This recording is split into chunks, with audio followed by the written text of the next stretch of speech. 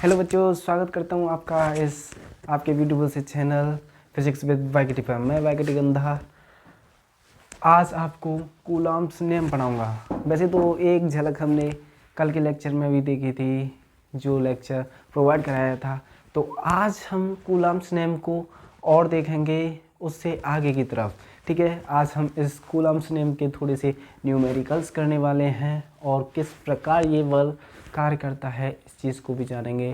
तो बिना किसी देरी के इस क्लास को स्टार्ट करते हैं। हाँ, और स्टार्ट करने से पहले प्लीज़ वीडियो अच्छी लगे तो लाइक, कमेंट और सब्सक्राइब करना, और इस वीडियो को बड़े ही प्यार के साथ एंड तक देखना। आपको वो चीज़ें मिलेंगी जो आपने शायद कहीं पढ़ी हों, और न्यूमेरिकल्स कराने का वो अंदाज सिखाया जाएगा जो शायद आपने कहीं नहीं देखा होगा। तो स्टार्ट करते हैं कूलॉम्स लॉ को। तो कूलॉम्स लॉ होता क्या है यही देख लेते हैं थोड़ा। दो चार्ज लिया मैंने, एक Q1 चार्ज लिया, एक Q2 चार्ज लिया। इनके बीच की डिस्टेंस ले ली मैंने r डिस्टेंस ले ली मैंने। इनके बीच की डिस्टेंस क्या ले ली? r।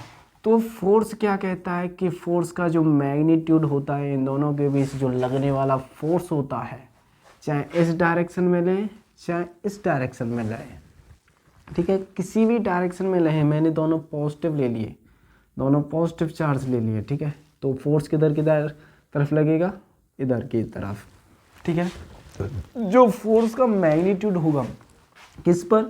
Force on 1 due to 2 is equal to होगा फोर्स ऑन 2 ड्यू टू 1। तो एक के कारण दूसरे पर फोर्स और दूसरे पर एक के कारण फोर्स, दोनों ही फोर्स बराबर होंगे, बट दोनों ही फोर्स किसके समानुपाती होंगे? मॉड ऑफ Q1 और Q2 के। इन दोनों को मैं एक ही मानकर F वेक्टर से ही डिनोट कर रहा हूँ। ओके, तो F प्रोपोर्शनल Q1 Q2। ठीक है, इसे माना मैंने समीकरण 1, और फिर मैंने देखा कि F प्रोपोर्शनल हो रहा है इस डिस्टेंस के वर्ग के इन्वर्सली प्रोपोर्शनल, इस डिस्टेंस के वर्ग के इन्वर्सली प्रोपोर्शनल जो r है उसके इन्वर्सली प्रोपोर्शनल। दोनों समीकरणों को मिलाया, दोनों समीकरणों को मिलाने पर हम क्या देखते हैं? दोनों समीकरणों को मिलाने पर जो F वेक्टर का मॉड है, मैग्नीट्यूड है, केवल वैल्यू की बात हो रही है, दिशा की बात नहीं हो रही, क्योंकि आप सभी जानते हैं कि फोर्स कैसी है, वेक्टर क्वांटिटी, और वेक्टर क्वांटिटी मैग्नीट्यूड के साथ साथ डायरेक्शन भी रखती है, परिमाण के साथ साथ मतलब वैल्यू के साथ साथ दिशा भी रखती है। तो ये क्या हो जाएगा? Q1 Q2 upon r square, sorry proportional to है, प्रोपोर्शनल r स्क्वायर। जब प्रोपोर्शनल साइन को हटाएंगे क्या आएगा? प्रोपोर्शनल साइन को हटाएंगे, इक्वल टू में कन्वर्ट करेंगे तो एक कांस्टेंट आ जाएगा k Q1 Q2 upon r square. मैंने k का मान निर्वात के लिए लिया है मैंने k को, तो F vector is equal to क्या हो जाएगा? k की वैल्यू, सॉरी तो यही है, यहीं पर छोड़ दीजिए, कोई दिक्कत वाली बात नहीं है। बट ध्यान रखना है आपको क्या, कि k इज इक्वल टू है 9 क्रॉस 10 टू द पावर 9, और इस k का मात्रक क्या हो जाएगा? न्यूटन मीटर स्क्वायर पर कूलम स्क्वायर। वैसे k का मात्रक कोई ज़रूरी नहीं है, न्यूटन मीटर स्क्वायर पर कूलम स्क्वायर हम लिख सकते हैं, बट कांस्टेंट है, इसकी केवल वैल्यू कार्य की जाएगी। इसलिए k is equal to 9 cross 10 to the power 9 cross 10 to the power 9। तो यह हो गया Coulomb's law.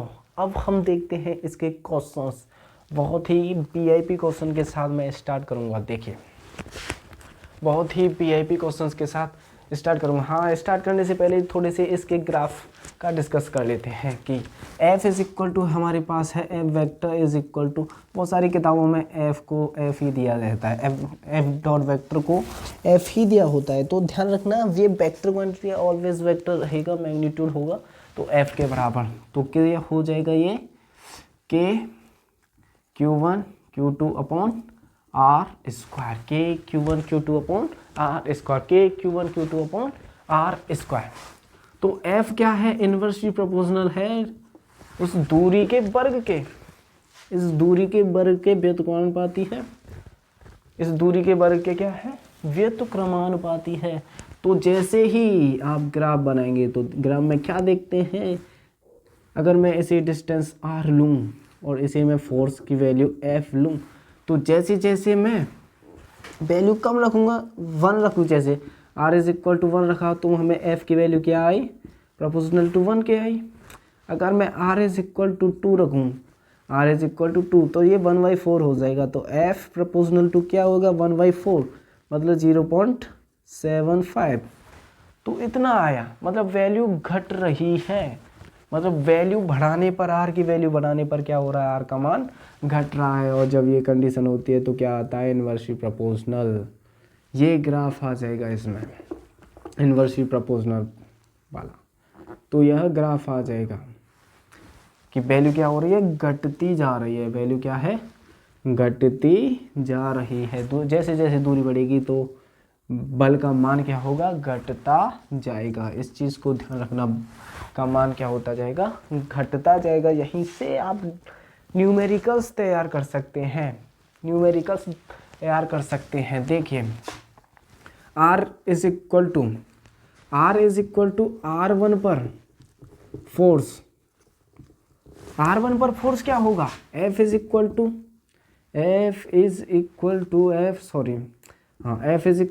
K Q1 Q2 upon R square, K Q1 Q2 upon R square. ये क्या होगा, R is equal to R1 पर। जब R is equal to R2 distance लिया, जब R is equal to R2 पर R2 डिस्टेंस लिया, तब फोर्स क्या होगा, तब फोर्स F, इसे माना मैंने F 1 के लिए 1 माना और 2 के लिए 2 मानते हैं, तो क्या हो जाए, K Q1 Q2 upon R2 square, ये R1 का स्क्वायर। अब ये समीकरण 1 मान लीजिए, ये समीकरण 2। न्यूमेरिकल्स स्टार्ट हो चुके हैं इसी के साथ, ये न्यूमेरिकल्स ही है, ये समझ लीजिए। इससे बहुत सारे न्यूमेरिकल सॉल्व करेंगे। एक फॉर्मेट तैयार कर रहा हूँ, डायरेक्ट ट्रिक, जिससे आप न्यूमेरिकल्स कर सकते हैं डायरेक्ट। तो फर्स्ट समीकरण को सेकंड से डिवाइड करने पर, फर्स्ट डिवाइडेड बाई सेकंड कर दो, तो फर्स्ट डिवाइडेड मतलब F1 upon F2 is equal to क्या हो जाएगा, फर्स्ट डिवाइडेड सेकंड, ऊपर वाले से ऊपर वाला खत्म हो जाएगा, ऊपर वाले से ऊपर वाला खत्म हो जाएगा, तो R2 square is equal to R1 square, तो इस पूरे का होल स्क्वायर हो जाएगा। तो इस चीज़ को, इसे ध्यान रखिए, ये डायरेक्ट ट्रिक बन गई आपके लिए। तो डायरेक्ट ट्रिक है, तो डायरेक्ट ट्रिक है, आपको ये याद करने की कोई ज़रूरत नहीं आएगी। क्वेश्चन अब किस प्रकार का आएगा ये देख लेते हैं, तो ये देख लेते हैं, ये देख लेते हैं कि क्वेश्चन किस प्रकार का आएगा, क्वेश्चन किस प्रकार का आएगा। तो क्वेश्चन आएगा आपके पास, इसे मैंने छोड़ दिया है डायरेक्ट ट्रिक को, ठीक है, या फिर इस ट्रिक को मैं यहाँ पर लिख देता हूँ। F is equal to F1 upon F2 is equal to क्या है, R2 अपॉन R1 का होल स्क्वायर। ये है आपके लिए ट्रिक। तो इस ट्रिक के माध्यम से क्वेश्चन 1 देखते हैं। What will be the given force, the given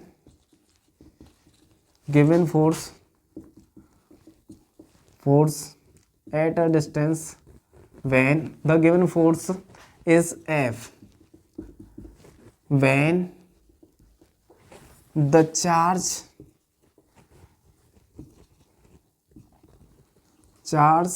are placed at a distance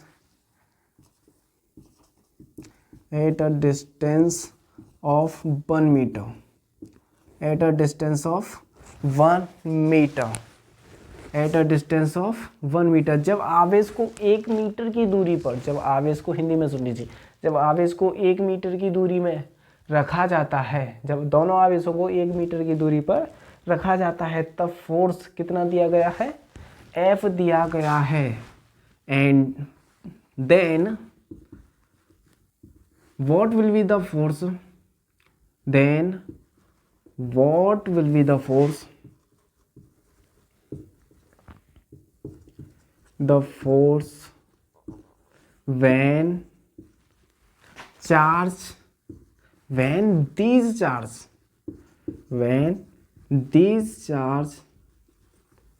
placed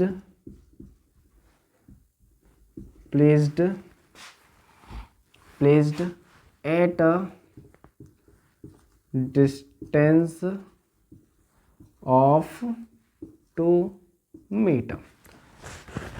जब इन आवेशों को 2 मीटर की दूरी पर रख दिया जाए तो कितना फोर्स होगा, ये है। आप रखते रहिए दो आवेश, मान लीजिए Q1 Q2 तो वगैरह वगैरह करेंगे, बट हमारी डायरेक्ट ट्रिक क्या है, F1 जो फोर्स पहले है, F लिया हमने, कितने डिस्टेंस पर F1, और लास्ट फोर्स कौन सा माने हम, उसे मान लेते हैं हम कोई F डैश फोर्स, जो फाइनल फोर्स है 2 मीटर की डिस्टेंस पर। F1 के लिए अब वैल्यू देखिए, ये पहला फोर्स, ये दूसरा, ये पहला ये दूसरा, ध्यान रखना ये पहला और ये दूसरा, ये पहला और ये दूसरा, ये पहला और ये दूसरा। तो पहले के लिए डिस्टेंस कितनी है 1, तो 1 कहाँ आएगी, नीचे है R1, 1 के लिए 1 यहाँ पर है डिस्टेंस, तो ध्यान रखिए 1। दूसरे के लिए कितना है 2 होल स्क्वायर डायरेक्ट, तो F बट्टे F dash is equal to कितना हो जाएगा 4। तो फाइनल फोर्स विल बी, तो final force F dash will be कितना होगा, ये होगा, final force will be 1/4 times of F, 1/4 times of F, 1/4 times of N, मतलब 4 गुना कम होगा। फाइनल फोर्स कितना होगा, 4 गुना कम होगा पहले फोर्स की वजह से। अब आप देख लीजिए, जब डिस्टेंस कम थी तो बल अधिक, जब डिस्टेंस ज़्यादा हो गई, 1 से 2 मीटर हो गई, ज़्यादा हो गई, तो बल क्या होगा, कम होगा। ग्राफ से वही चीज़ बता रहा था जो न्यूमेरिकल आपको सिखा रहा है। तो एक और छोटा सा न्यूमेरिकल देख लेते हैं, वैल्यू वेस्ड न्यूमेरिकल, जो IIT JEE ट्रिपल ई में आया था, IIT JEE ट्रिपल ई में भी आया था, और कई सारे एग्जाम्स में आया था, उसी को छोड़िए, कई सारे एग्जाम्स में भी आता है, एयरफोर्स में भी आता है, नेवी में भी आता है, बहुत सारे एग्जाम में। तो what will be the value of force, what will be the value of force when 2 electrons separated at a distance of 1 metre, 1 metre. Hindi में समझ लीजिए, जब दो इलेक्ट्रॉनों को 1 मीटर की दूरी पर रखा जाता है, जब 2 इलेक्ट्रॉनों को 1 मीटर की दूरी पर पृथक किया जाता है, तब उनके बीच लगने वाले बल का मान क्या होगा। तो पहला चार्ज, पहला इलेक्ट्रॉन E, दूसरा इलेक्ट्रॉन E, तो E और E के बीच लगने वाला डिस्टेंस ये कितना है, ये डिस्टेंस कितना है 1 मीटर। तो F इज इक्वल टू कितना हो जाएगा, K Q1, Q की जगह पर E into second E, Q1 की जगह पर E, Q2 की जगह पर E बट्टे R स्क्वायर, R की जगह पर कितना है 1, तो 1 का स्क्वायर। तो F is equal to 9 × 10⁹ electron square. तो इतनी वैल्यू आई 9 इलेक्ट्रॉन स्क्वायर। तो E की वैल्यू भी रख सकते हैं, या फिर यहीं पर अगर टिक दिया हो तो यहीं पर भी छोड़ सकते हैं। ओके, तो ये रहा क्वेश्चन। अब थोड़ा और देखते हैं। अभी ये 2 आवेशों के बीच में बल था, अब आवेश 2 से अधिक हो जाए तब उस केस में हमें क्या करना है, उस केस में हमें क्या करना है, उस केस में हमें क्या करना है। जब आवेश 2 से अधिक हो जाएं, 2 या 2 से अधिक हो जाएं, तब उस केस में क्या करना है। जैसे ये कोई आवेश है Q, ये कोई आवेश है Q, ये कोई आवेश लिया मैंने Q1, ये कोई आवेश लिया Q2, ये कोई आवेश लिया मैंने Q3, इसी प्रकार मैंने Qn आवेश लिए। तो इनके बीच लगने वाला बल, इनके बीच लगने वाला बल, इनके बीच लगने वाला बल, और फाइनली इसके बीच लगने वाला बल। तो इन दोनों के बीच लगने वाला, जैसे ये पॉजिटिव है, पॉजिटिव दिए मैंने सभी को। एक्सपेरिमेंट जब करेंगे तो पॉजिटिव लेंगे, ठीक है। किसी भी चीज़ को समझाएंगे या एक्सपेरिमेंट करेंगे तो उसे पॉजिटिव ही लेंगे, आप पॉजिटिव कंसीडर कीजिए, ठीक है। तो पॉजिटिव पॉजिटिव रिपल्सन, इस पर इधर की तरफ फोर्स, इस पर इधर की तरफ फोर्स, इसके कारण ऊपर की तरफ फोर्स, इसके कारण किधर की तरफ, इधर की तरफ फोर्स। तो ये क्या है, 1 है, तो इसे F1 वेक्टर माना। ये क्या है, 2 है, इसे F2 वेक्टर माना। इसी प्रकार इसे F3 वेक्टर माना और इसे F4 वेक्टर माना। हमने देखा कि इन दोनों आवेशों में ये जो फोर्स है इसकी वैल्यू देखी, ये जो फोर्स है इसकी वैल्यू देखी, ये जो फोर्स है इसकी वैल्यू देखी, और ये जो फोर्स है इसकी वैल्यू देखी। तो ये जो वैल्यू है फोर्सेस की वह एग्जैक्ट उसी प्रकार है जिस प्रकार कूलॉम्स लॉ में दी गई है। तो इससे क्या रिप्रेजेंट होता है कि दो आवेशों के मध्य किसी अन्य आवेशों की उपस्थिति से कोई प्रभाव नहीं पड़ता है। There will be no effect on the, there will be no effect on the force of two charges, when other, या फिर in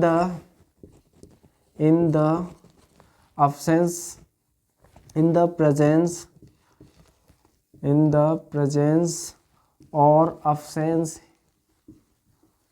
of other charges, in the absence or presence of other charges, किसी अन्य आवेश की उपस्थिति के कारण किसी दो आवेश पर लगने वाले बल में कोई भी इफेक्ट नहीं पड़ता है, बल में कोई भी इफेक्ट नहीं पड़ता है। तो ओवरऑल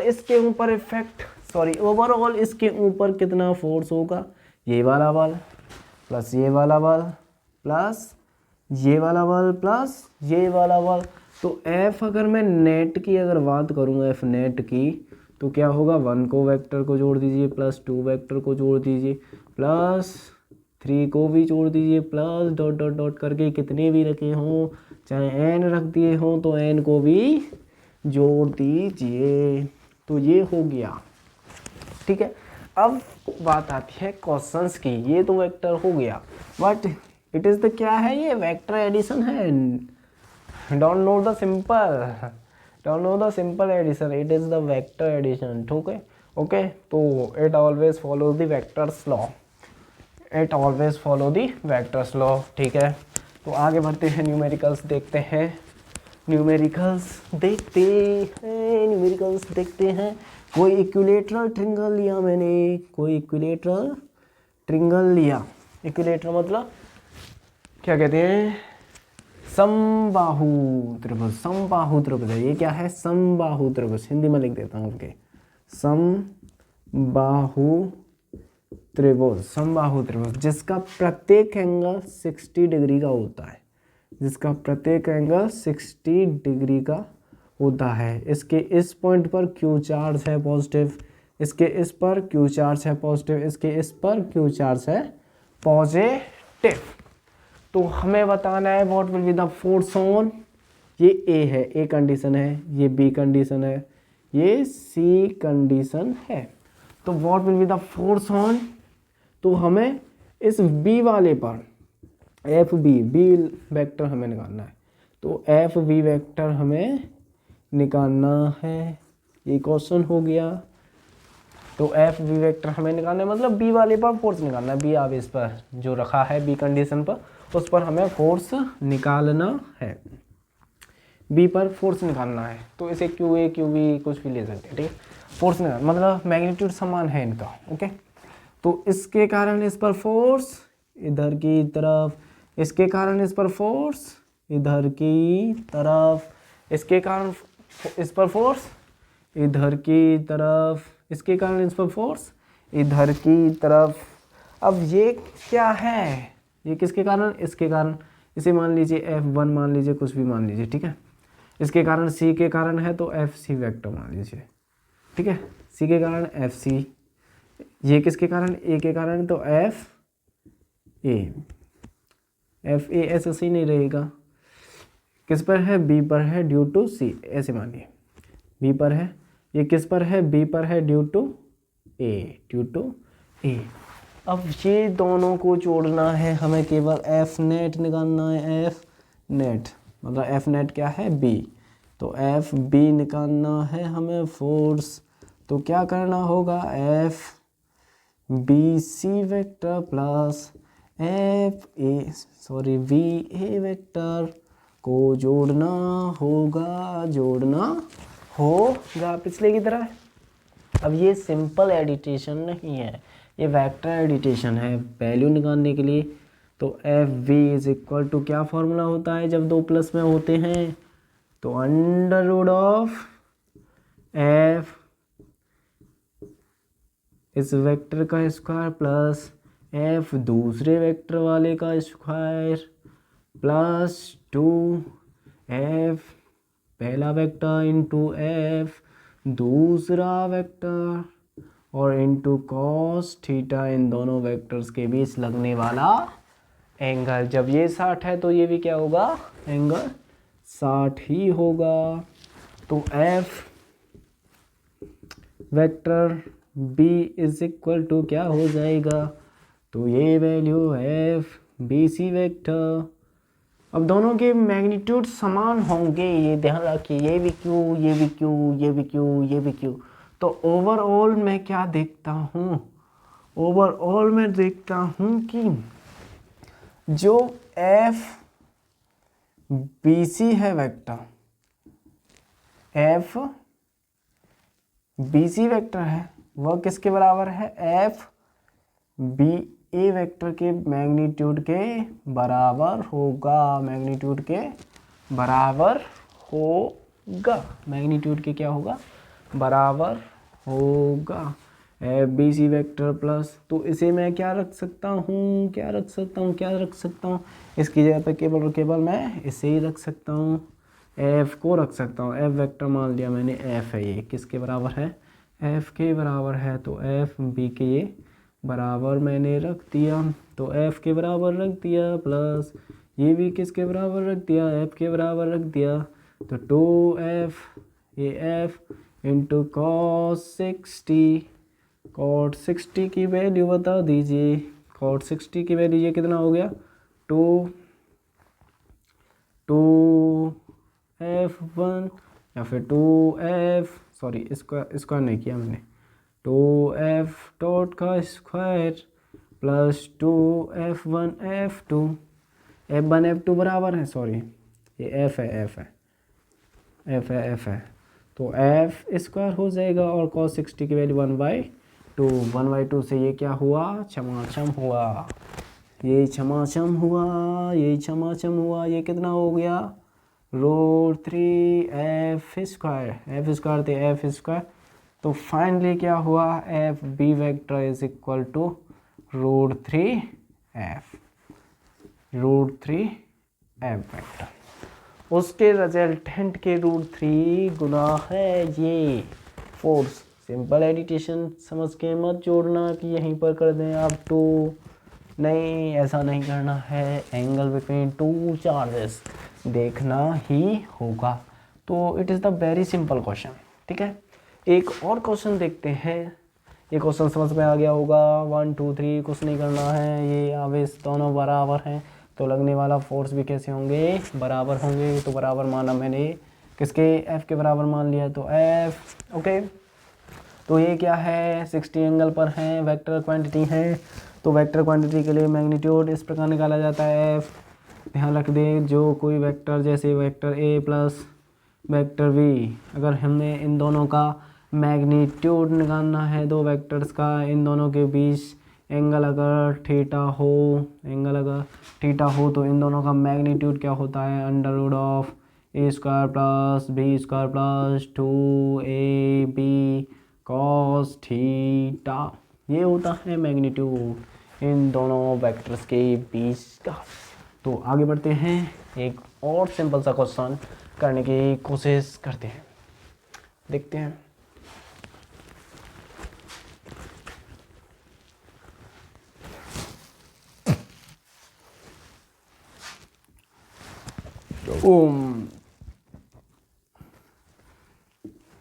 सपोज डेट यह कोई वर्ग है स्क्वायर, ओके, या कोई स्क्वायर है, इसका इस पर भी आवेश क्यू है, इस पर भी आवेश क्यू है, इस पर भी आवेश क्यू है, इस पर भी आवेश क्यू है, और एक आवेश ले लिया मैंने इस पर बीच में। कहाँ ले लिया, बीच में। इस प्रकार नहीं, इसे नहीं, इसे बाद में करेंगे। ओके, मज़ा नहीं आएगा। एक अभी ट्रिंगल चला तो एक ट्रिंगल का ही करते हैं। ओके, ट्रिंगल का एक आवेश क्यू, उसी में लेवल बढ़ा रहा हूँ, उसी ट्रिंगल के लेवल को बढ़ा, क्यू, इसमें भी क्यू, एक यहाँ पर ले लिया मैंने क्यू आवेश, बीच आवेश में, सेंटर में। ओके ये तो what will be the force on the central charge. तो इस बीच वाले चार्ज पर हमें क्या निकालना है, फोर्स निकालना है कि फोर्स इस पर क्या होगा। इस समबाहु त्रिभुज की डिस्टेंस दे रखी है ए, देखिए ए दे रखा है। तो what will be the force on this charge, what will be the force of this charge. तो यह सिंपल क्वेश्चन है, इन दोनों के कारण फोर्स इस डायरेक्शन में, इन दोनों के कारण फोर्स इस डायरेक्शन में। अब इन दोनों के कारण फोर्स किस डायरेक्शन में हो जाएगा, ओवरऑल इस डायरेक्शन में हो जाएगा, क्योंकि इतना ये जो एंगल बना रहा है कितना बन जाएगा, यह 60 डिग्री का होता है, या पूरा एंगल कितना होता है, 60 डिग्री का होता है। तो ये कितने पर, 30 डिग्री पर कट करेंगे, ये 30 डिग्री, यह 30 डिग्री, 30 और 30 60। तो यह कितना हो जाएगा, यह एंगल कितना हो जाएगा, रुकिए एक सेकंड। तो कितना हो जाएगा, 120 डिग्री का, कितना, 120 का। तो इसी प्रकार इस वेक्टर को आ जाएगा, ओवरऑल ये वेक्टर आ जाएगा यहाँ से। तो ये वेक्टर इस वेक्टर को क्या कर रहा है, ख़त्म कर रहा है। तो नेट फोर्स कितना आया इस पर, 0 आया इस पर, नेट फोर्स तो 0 आ गया, डायरेक्ट ट्रिक से, डायरेक्ट ही आ गया। क्या किया, दोबारा समझिए, क्या किया, दोबारा समझिए। इसके कारण फोर्स, ये हुआ फोर्स, इसे लंबा सा दर्शा रहा हूँ। ओके, ये फोर्स हुआ, इन दोनों के बीच फोर्स, ये हुआ, इन दोनों के बीच फोर्स क्या होगा, ये होगा इन दोनों के बीच फोर्स। ओके, एक कॉमन सेंस से कीजिए आप केवल क्वेश्चन को, इन दोनों के बीच फोर्स क्या होगा, ये होगा फोर्स। जब इन दोनों को रिजल्टेंट किया हमने, इन दोनों का रिजल्टेंट किया तो इस लाइन पर आया और ये फोर्स आया इन दोनों का रिजल्टेंट, ए प्लस बी का रिजल्टेंट, इन ए प्लस बी का, ये जो ए और बी माना मैंने, मान लिया ए और बी, तो इनका रिजल्टेंट यहाँ आया। और इन और इस आवेश के बीच में जो फोर्स है कितना आया, इतना ही आएगा, क्योंकि इनकी वैल्यूज़ क्या हैं, सेम है, इनकी वैल्यूज़ क्या हैं, सेम है। तो ये इसे कैंसल आउट कर देगा, क्योंकि अपोजिट डायरेक्शन में और एक ही ऑब्जेक्ट पर फोर्स है, एक इधर से फोर्स लगा रहे और ये दूसरा इधर से फोर्स लगा रहे, तो दोनों की फोर्स की वैल्यू समान होने के कारण ऑब्जेक्ट कहीं भी नहीं जाएगी, इक्विलिब्रियम अवस्था में रहेगी। तो force on this charge will be 0। Okay, तो यहीं पर इतना ही बहुत है कूलॉम्स लॉ में न्यूमेरिकल समझने के लिए। बाकी न्यूमेरिकल्स हम आगे समझेंगे, और नेक्स्ट पार्ट हमारा रहेगा इलेक्ट्रिक फील्ड और उससे एसोसिएटेड कितनी भी चीज़ें हों, जैसे पोटेंशियल होगा उसी में कवर किया जाएगा, पोटेंशियल को, विभव को भी। तो यह वीडियो इतनी ही ठीक है। अगर वीडियो अच्छी लगी हो तो लाइक, कमेंट और सब्सक्राइब करना। और अगर कुछ भी मिस्टेक हो अगर इस वीडियो में, तो भी आपको कमेंट करना है। किसी भी चीज़ को अगर पूछना हो तो कमेंट कीजिए, मैं कमेंट पर का आपका रिप्लाई अवश्य देने की कोशिश करूँगा।